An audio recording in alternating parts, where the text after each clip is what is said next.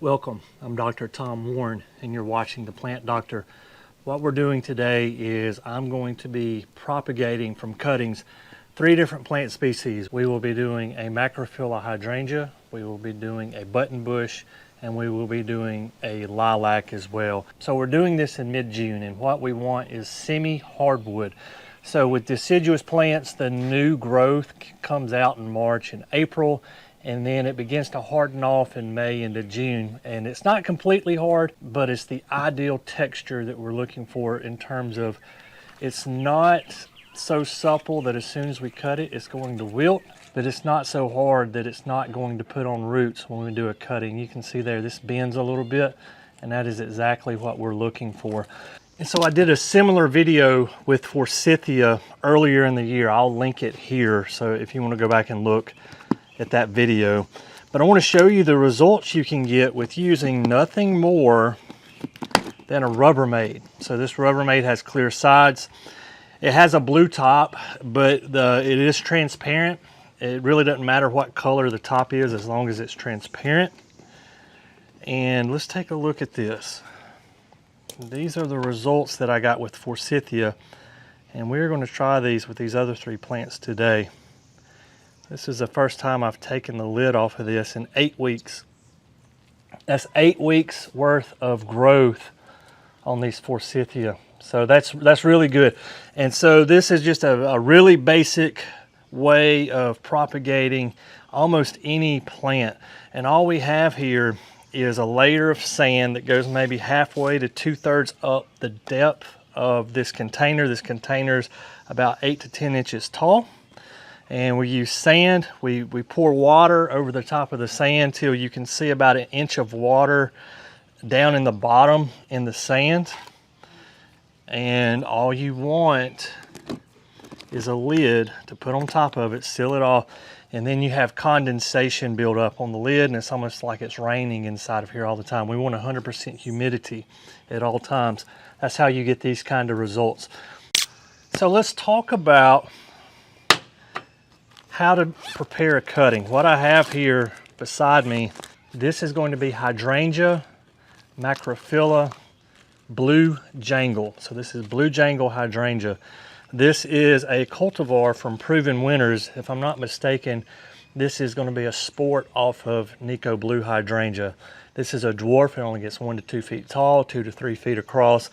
Has huge blue to purple flowers on it. Depending on the pH of the soil, the lower the pH, the bluer the flower is going to be.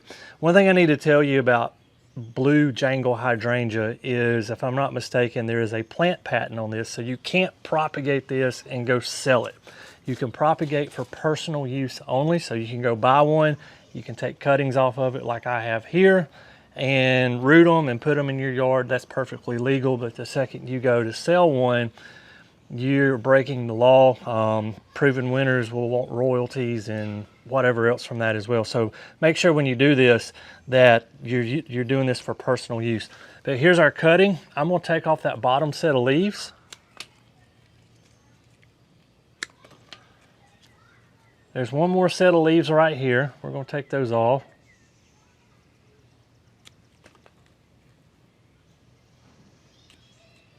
And we're left with this. So what I'm going to do, I'm going to take some rooting hormone. We're using Hormodin 3. I've had this Hormodin for years and years and years, and it works great. I always pour my powder into my lid because I don't want to put a cutting down in this bottle here. Reason being is if there's pathogens on this, I just put pathogens in here, and then when I go do cuttings again, I'm just spreading pathogens around to everything. So I always put it in the lid. I dip it, knock off the excess, take your pinky, make a hole in the sand, put your cutting in there, and that's done. It's as easy as that. We're going to do all these cuttings. Once we're done, we're going to put this rooting hormone in the trash. We're not going to put this rooting hormone back into this. We don't want to be spreading pathogens around if there's pathogens on here. These look pretty clean. That hydrangea is done.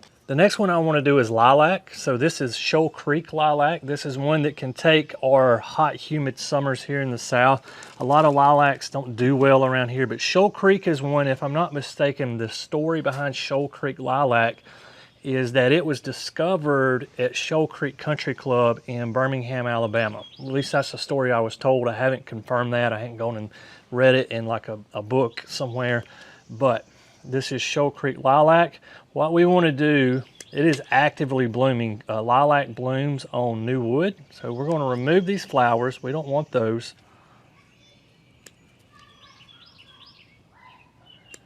And I'm glad that I got the flowers on here, being that I live in Alabama, and there's certain plants that are illegal here still, and it kind of resembles, that leaf kind of resembles, well, plants that are illegal here.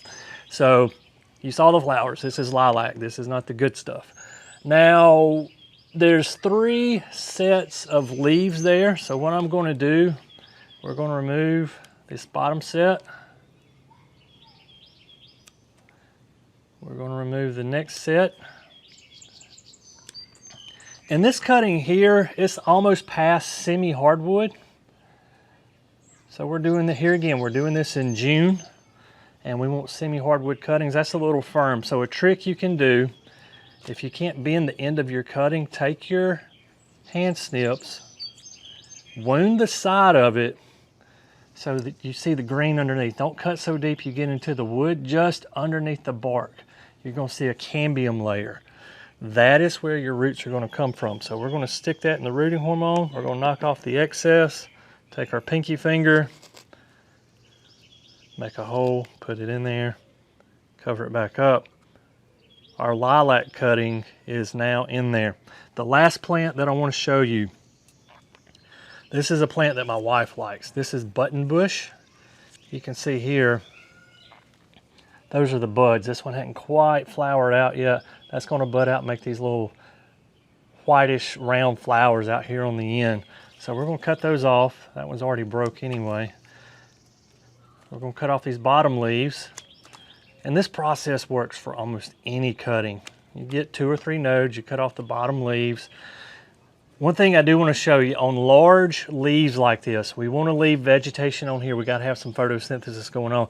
But that's a lot of surface area for a lot of moisture to evaporate out and not have any roots at all. So a trick we can do is we can take our hand snips. We're going to cut these leaves in half,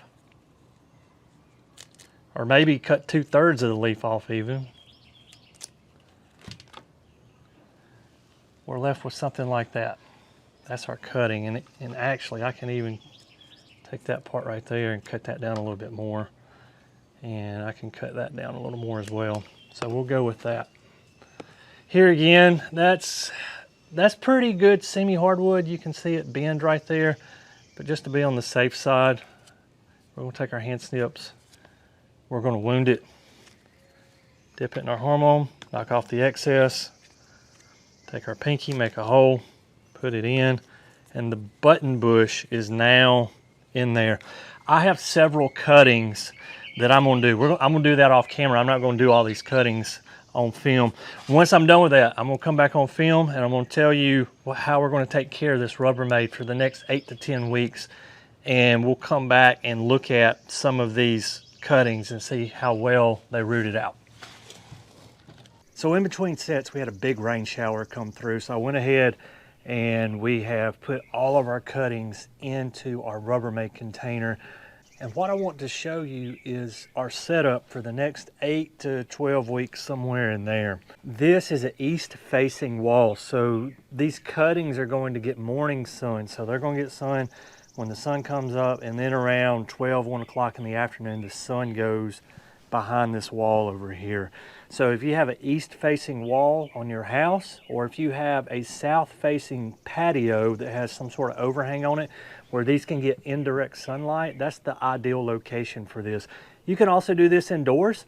Put it in a south-facing window. Just make sure your shades or your blinds are up so that light can get to this. An important aspect that we're looking for here is there's constant condensation along the top of our lid. We're not going to be watering this every day. It's airtight. So what we're doing is we're creating a mini rain environment here where water evaporates out of the sand, it condensates on the lid, and then it just drips back down onto our cuttings. About once every 2 or 3 weeks, what I'll do is I'm gonna come out here and all I'm gonna do is crack the lid slightly. Considering this is airtight, those leaves are producing oxygen. There's no CO2 going back in. That's photosynthesis, right? So we're taking CO2 out of the atmosphere to make sugars. So we'll slightly crack the lid for some gas exchange. We're letting that oxygen out. We're letting some CO2 in. I'll leave that cracked for probably, I don't know, 30 minutes to an hour. You don't have to be real precise with it.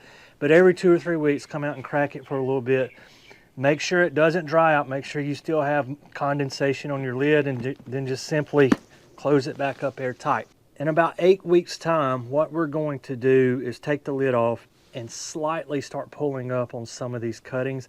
Hopefully we have some resistance that indicates some rooting. And if we do have rooting, what we can do is begin to pull these cuttings out and put them in pots. If they're not rooted and we still have green vegetation, that means the cutting's still alive. We can just leave them in here for as long as we need to in order for them to root. So I'll see you guys in 8 weeks and we'll check them out then. So it's been 8 weeks since we've done our cuttings. I want to open the lid. I want to show you what we have, and I also want to walk you through how to pot these up. Our hydrangeas did not do well at all. I was kind of halfway expecting that. Hydrangeas tend to like more of a loamy substrate. They like some pine bark, they like some peat moss, and this was 100% sand. Not the first hydrangea made it. So, but all of our button bush made it, and over half of our lilacs are still going strong too. So what are we going to do with these? If you want to see if your cuttings are rooted, just lightly pull on them, and if there's resistance there, you know there's roots there. If there's no resistance, like for example, let's see if I can find one. That one feels rooted. This one's not rooted yet. So that one came up real easy. So that one is not rooted. We're just going to put it back in there because it's still alive. But this other lilac feels rooted. Take a hand trowel, go underneath the cutting. Let's get these button bushes out first. Oh yeah, this looks great. You can see right there. That's 8 weeks worth of roots on the button bush, and that is in 100% sand. So what we're going to do from here, I've got some potting mix and some 4-inch pots. I'm just going to pot these up into 4-inch pots. And we are not going to put these in full sun. So what I'm going to do is I'm going to put this on my patio. My patio sits in shade all day, and we are going to continue to leave these in heavy shade probably for another 3 or 4 weeks because these leaves are not adapted yet to full sun environment. We're slowly going to allow these roots to fill out this pot a little bit. We're going to allow these leaves, especially these new leaves here, to do what we call hardening off, and then that'll be ready. So here again, about another 3 or 4 weeks in this pot, and then we can stick it outside. Just keep it watered. So it's imperative when you move it from your container to a pot that you water it, and we're going to saturate this, and we're going to keep it saturated at least through the first week, and then after that we can water maybe every other day for that remaining 2 or 3 weeks that we're going to have it on the patio. So that button bush made.